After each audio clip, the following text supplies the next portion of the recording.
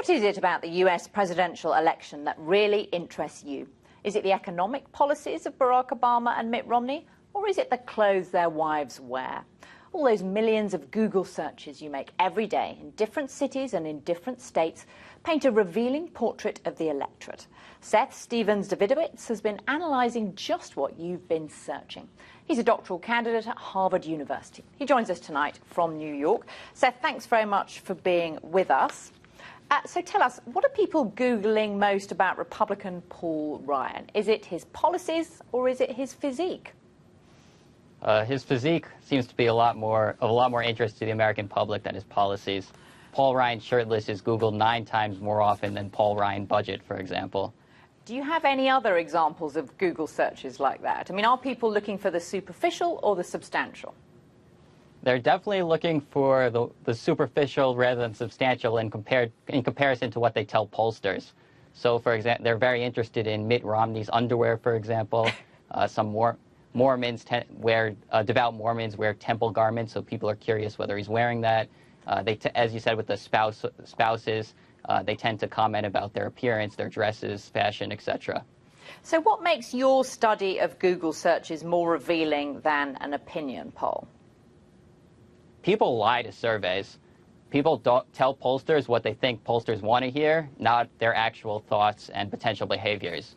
So, for example, 70% of people who won't vote will tell pollsters that they are certain to vote. People do not want to admit things like that they don't vote. On Google, people have been shown to be very, very honest. And by analyzing aggregate anonymous Google data, we can often get a more revealing picture of the electorate. And how do you analyze all this data? Computers, statistics, math, etc., and plug it in there and see what happens. Now, in the 2008 election, you made a link, didn't you, between Google searches and votes actually cast for Barack Obama? Yeah, one of the places Google searches actually are most useful, I think, is in predicting turnout.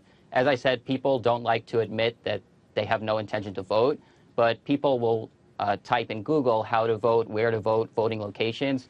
This turns out to be a more accurate predictor of where turnout's going to be high or low.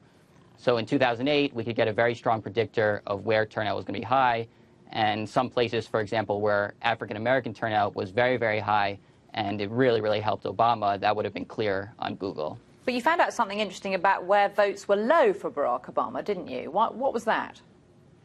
Yeah, so there are a couple of things I found. One is the effects of racism in the 2008 election. Obama did a lot worse than expected in places in which racist searches were very high. And there also seems to have been an effect of rumors at the last minute. So if you look at searches for Obama Muslim and you kind of crunch the numbers, there is evidence that in the last couple days he might have lost 1 or 2 percentage points in many states from these rumors. So based on what you're doing, who's going to win, do you think? Just to put you on the spot I don't know if I can say who's going to win to any great degree of certainty. I will say the turnout effect thus far looks good for Obama. There is some concern that African-American turnout will go down to its 2004 levels rather than its 2008 levels. The Google search data thus far say that the composition of the electorate will look pretty much like its 2008, like the 2008 electorate, which was favorable to Obama. And do you think both campaigns are studying Google searches in the swing state markets right now? And if not, should they be?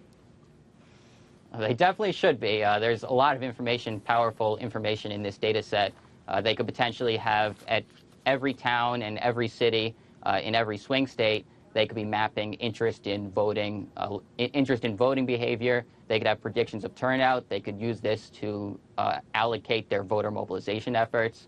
They could see where stories are catching on and use that to maximize advertising effects. So there's definitely tons of stuff they can use this data for. Seth, and I bet they are listening to you right now. Thanks very much indeed.